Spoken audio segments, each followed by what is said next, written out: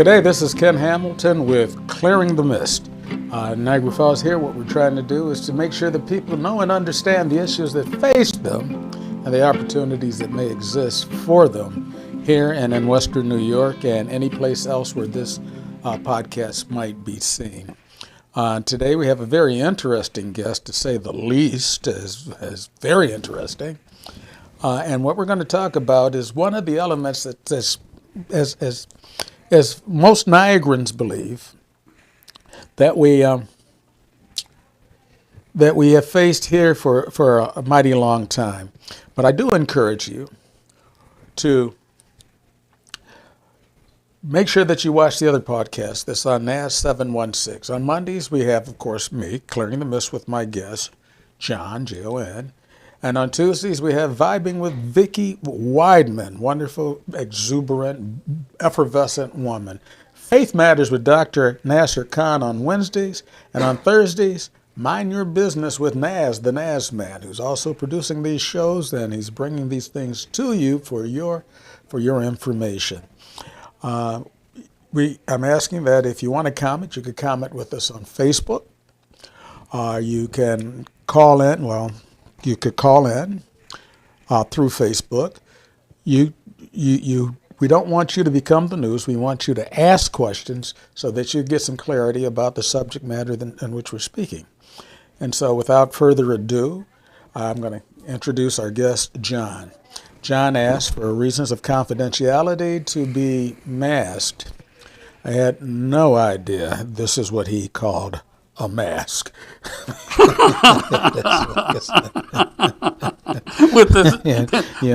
It makes it extremely tough because I just finished a slice of pizza and I'm looking at something that looks like a burnt slice of it. Hold up your hands, John, so that they know that that's not the color of your real face. I don't want too close of an identification between us. But my hair is gray. John and I go back some, 50 or more years. We met. I'm not going to say where we met because I don't want to tip his hand as to who he is or tip anybody's mind to who he is. If you know him based upon his personality, well, you didn't get it from here. But what John has been talking about, he worked at one time for a major water treatment system, and he became interested in the toxins that might be waterborne. Now, living in a place like Niagara Falls with the thundering waters, waterborne would mean that any time anything goes over that waterfall, that they are going to be generated as a mist, just like the mist that we have here. But that happens at a lower level when you start to talk about just moving through the water. And if you're agitating the water with the propellers on a boat or the wash of a wake and all of these other things, that it is true. If there's toxins in the water, then they can become airborne. If they become airborne, they will impact you. And I have John here because we ran into each other at one of the local stores, and he began to speak to me concerning these issues. And I thought it was interesting enough to me that it would be interesting to you. John, how would you introduce yourself? Oh, I'm a kind of do-it-yourself type guy. And also, if I find a subject that I don't understand, I dwell into it until I understand it. And I've dwelled into 3 subjects over the past 22 years, and I find out now that they all link together. So I guess right now I'm a researcher. Before that, I was a heavy equipment mechanic. And before that, I was a caddy at the country club. Well, you're giving a little bit more information that's helping to identify yourself, but if you're comfortable with it, I guess I am too. But for one quick moment, let's talk about the elephant in the room, or rather, the fox in the room. Coyote. Okay, coyote. Okay. So now, does that have any significance? I think he might have died of drinking from a contaminated water pond. Is that right? Yeah, because I can't find any bullet holes in the pallet. In the pelt. Pelt, yeah. In the pelt. Okay. And so how did that come to you? that skin? It's founded at a flea market down in Letchworth State Park. Well, Naz, when you say that makes sense that coyote had fleas? Um, I know it was a bad joke, but let's move on. yeah, well, So now, what is of all of the masks that you could have picked out? Why did you pick out that one? it's hot as heck, and it fits the best out of the 13 different fur hats that I have. Okay, but I'm talking about the mask. Oh, the mask? I found that at a garage sale about 2 weeks ago, 3 weeks ago, Okay. and put batteries in it, and it worked. I don't know if that get up, so one of your organs might need some batteries. I'm not sure, but I got to talk to Elon about that, putting batteries in my head. but you know something. Some of the most bizarre people in the world have the ability to be focused very, very deeply in narrow segments of information, and I think that you might be one of those people. So let's get to talking about the water quality and the water quality here in Western New York, particularly along the Niagara River.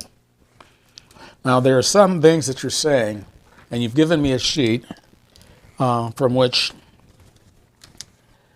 I might ask questions, and that's a good idea. But let's talk about one of the things that was of interest to me was fracking, where the city council, it was about 10, 12 years ago, maybe a little further back than that they didn't want to treat frack water in the city of Niagara Falls. Tell me your opinion, and what do you know scientifically on frack water, and by treating it in municipal systems, which we could woefully use the money, and as this winter comes and approaches, we could woefully use whatever fuels for heat that we could have gotten from frack to bring down those costs. What is your opinion on and this is for safety and health, on treating frack water? And let me add this one other caveat. In a system that was created in order to filter out any and everything that they had made, and I think it was something like 56 different processes in Oxy alone, and add that to the other processes on Buffalo Avenue that had to be treated with that massive carbon bed. Yes, it's 5 million pounds of carbon. And Oxy can take and put out hydrocarbons, or because it's a petroleum company. And then Olin can dump chlorine. So then it becomes chlorinated hydrocarbons that are very cancerous. And that plant could handle it. It's a activated carbon plant. All right. Filtering through the carbon. If you don't mind me jumping in right now, what's the difference between charcoal and activated charcoal? It's basically does the same thing. Carbon activated. Activated means they give it an electrical charge.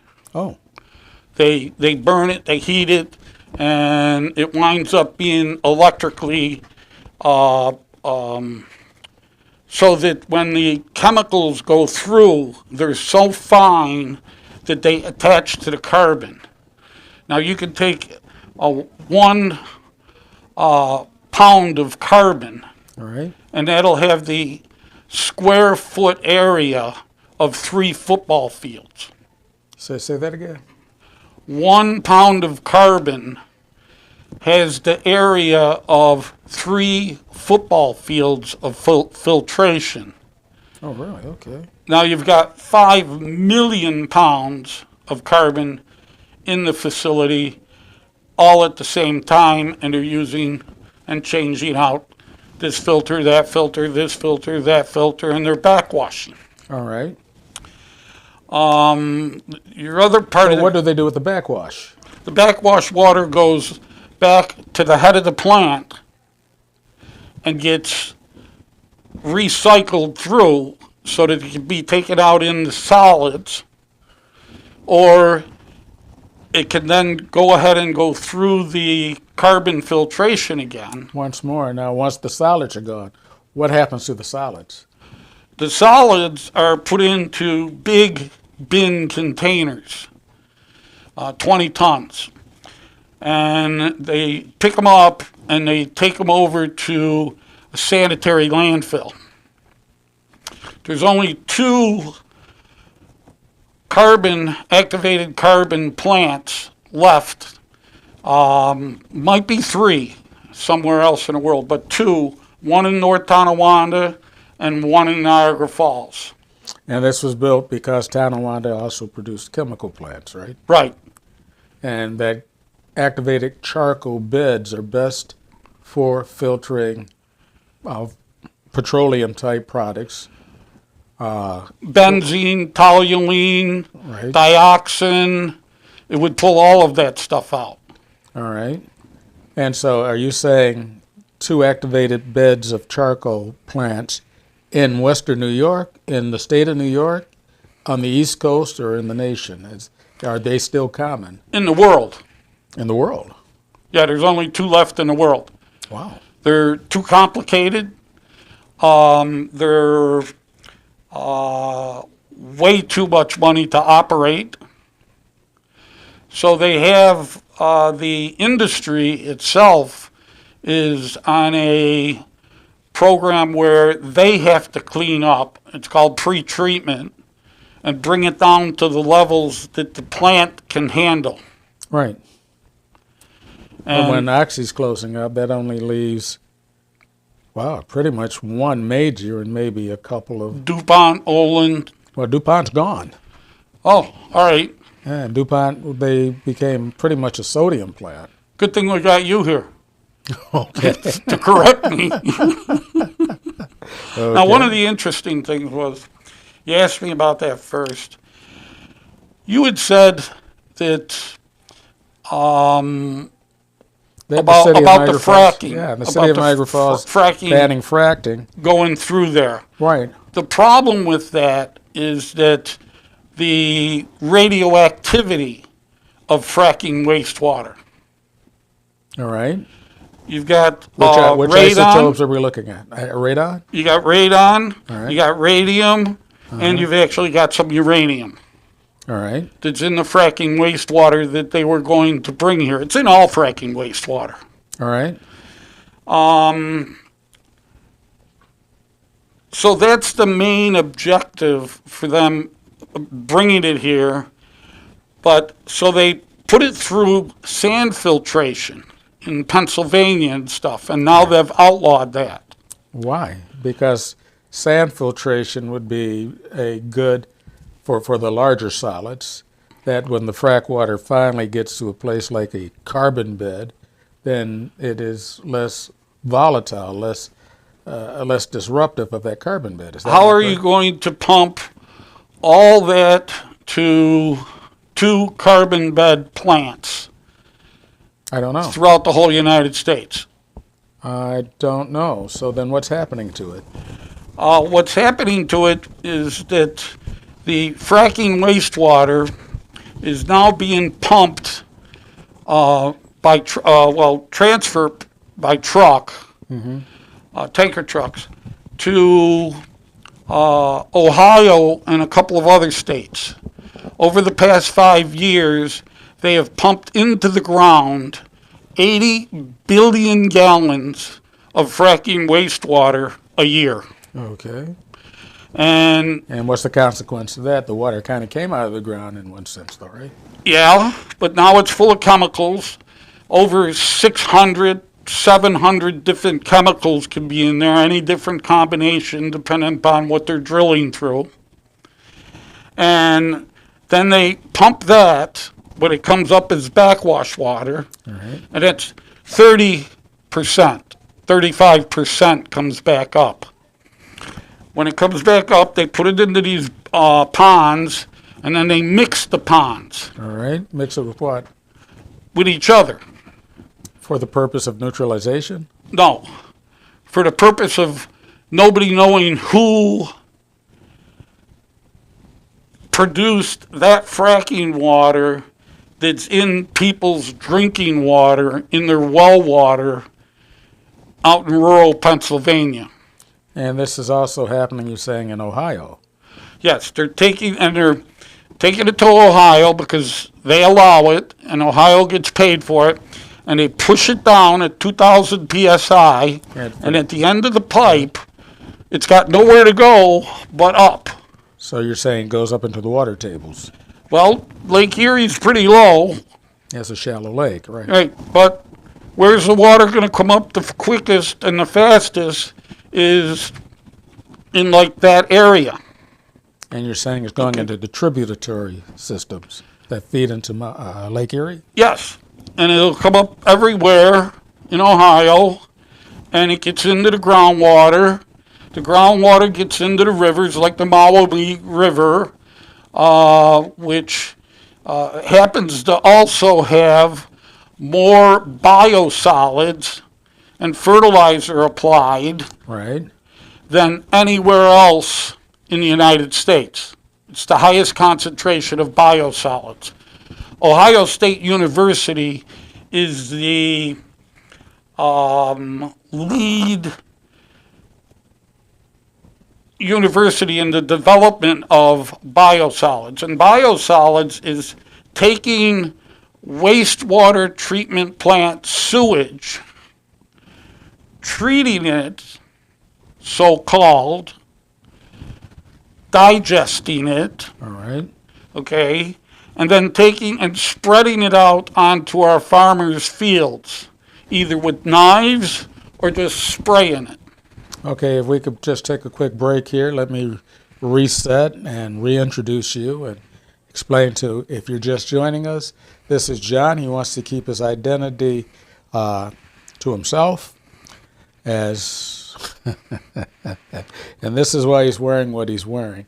And what we're talking about is chemicals in the water that we drink and that's going into our river.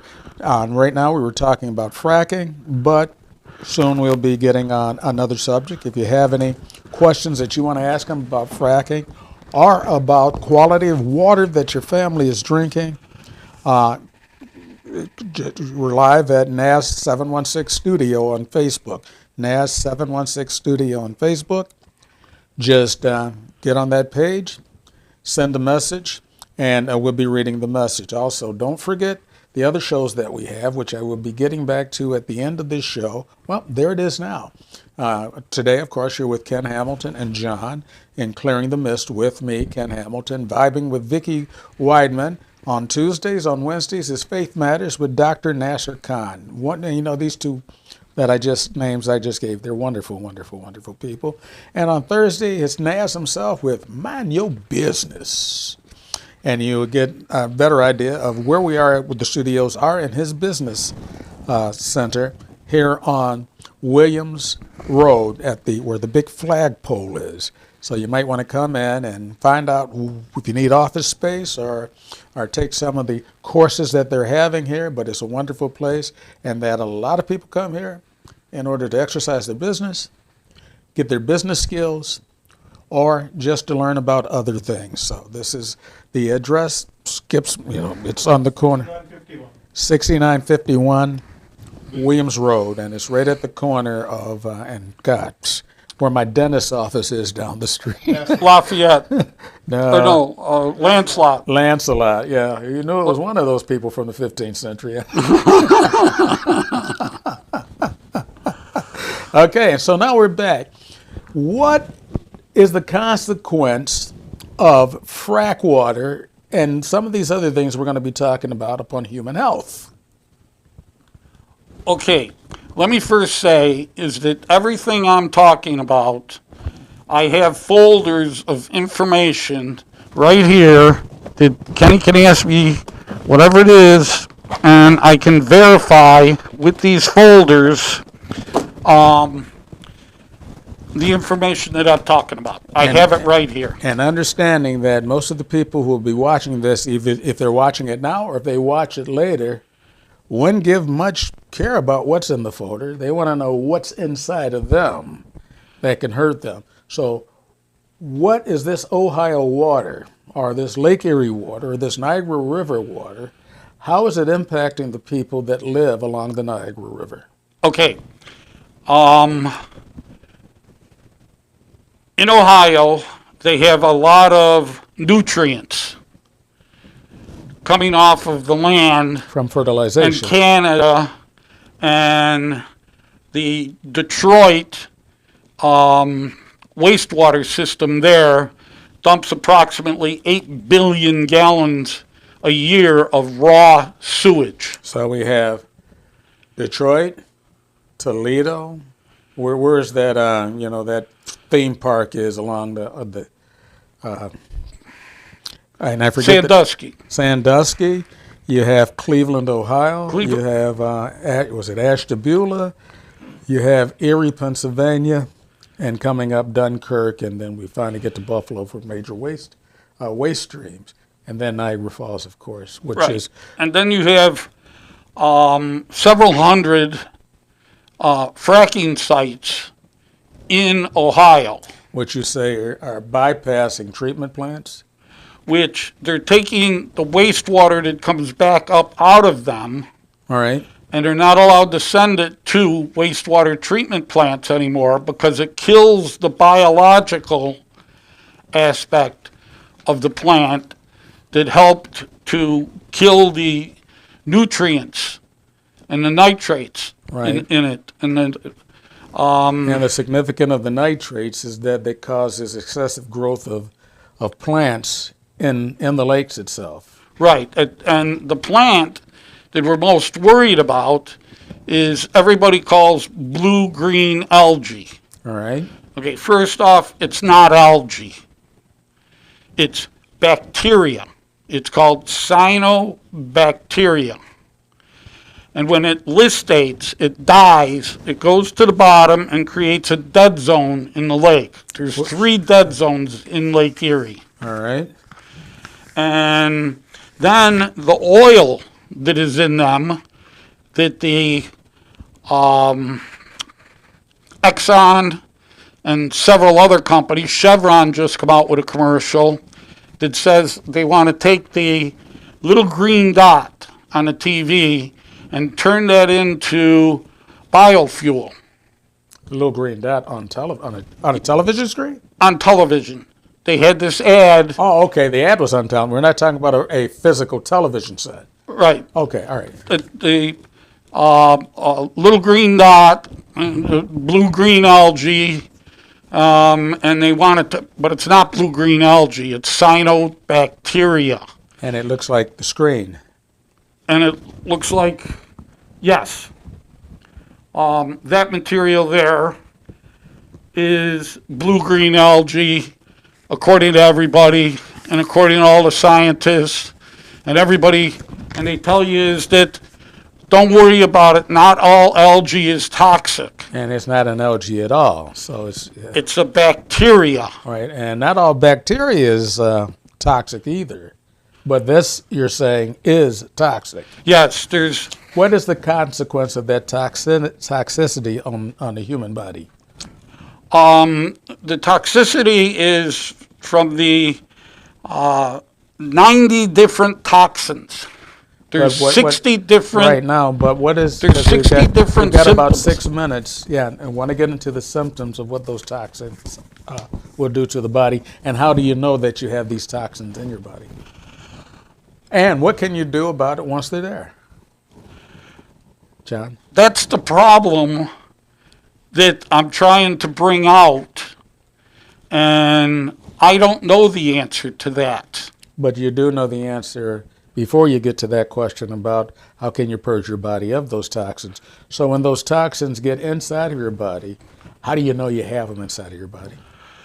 Well, I wound up with pneumonia in April, and they were treating me for viral pneumonia. Oh, yeah, you told me about it. Go ahead, because that's an interesting story. So at the hospital, I asked the doctor, what are you treating me for? And he says, well, pneumonia. And I said, what type?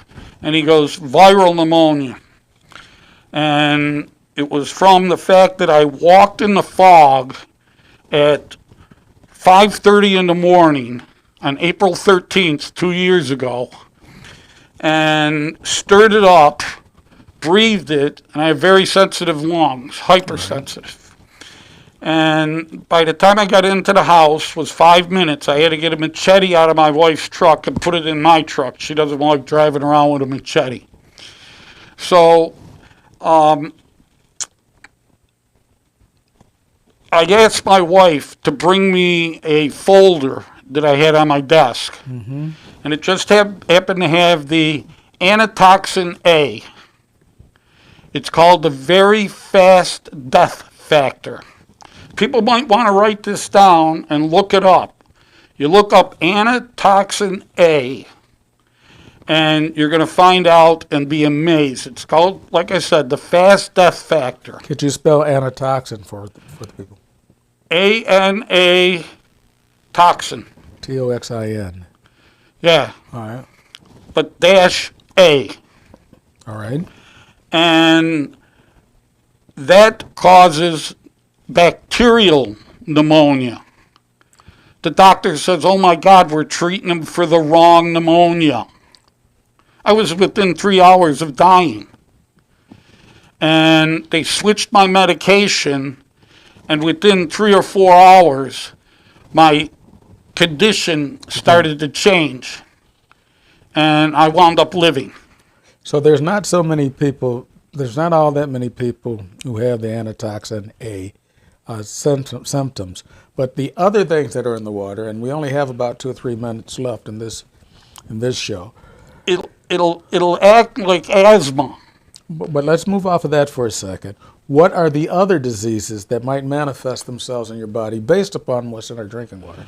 Liver disease, All right. kidney disease, All right. lung disease, All right. heart disease. If we could stop for just 1 second, you're looking at on the screen. If you're on Facebook watching right now, you're looking at the effluent stream coming out of the Detroit waste plant, and Toledo just south of that. Can you pull that back a minute?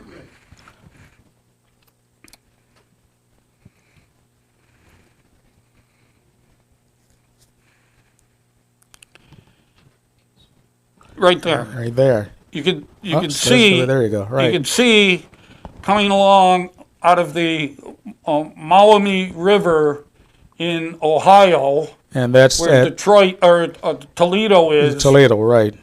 And all that green that you see there is cyanotoxins. It's Okay. cyanobacteria. The green is cyanobacteria. When it dies and sinks, it lets off an oily substance that is clear, odorless, and tasteless. That's why dogs go into the water, they slop it up, having a good time with their owners because they don't see nothing around. It's clear on the water, and then 2 hours later, the dog dies of a horrible death. Well, I'm sorry to hear that, and I'm also sorry to hear that we are out of time, and that we might have to come back and do this again so that we can really get into the meat of some of the other diseases. I'm glad that you're still alive, that you had the wherewithal and understanding to ask the right questions that would keep you alive. This is John, and we're talking about water quality and the water quality that we drink and that we process our foods with, that we sail through our boats and everything else. I'm going to ask you if we could speak about this again. What is the consequence of all of this water going over the waterfall and being anonized and into the atmosphere? My name's Ken Hamilton. It's with John, with the coyote on his head. But what's happening with the people that after they leave town? We're gonna, we're out of time, so I just want to close out. This is Ken Hamilton with Clearing the Mist. I hope that we cleared the mist at least partially on the subject of which we were talking about today. John, do you want to come back and get further into the issues? I'll be here trying to explain this whole thing till next summer. Okay, so then we could condense your answer down to a yes. Yeah. Oh, okay. Now I know what it's like when people are asking me questions. It's complicated. It's complicated, and they're not giving us the right answers. Okay. And so we'll be back next week with another program. You know, listen, feel free if you have questions, ask questions. One of the things that I do is I love to learn. This is why I know people like John and hundreds of others in different areas of life that I ask questions that most people wouldn't ask of them. And people love to give answers if they know those answers. And so why don't we take advantage of our opportunities to, well, at this point, to say goodbye, but to learn something. See you next week. God bless.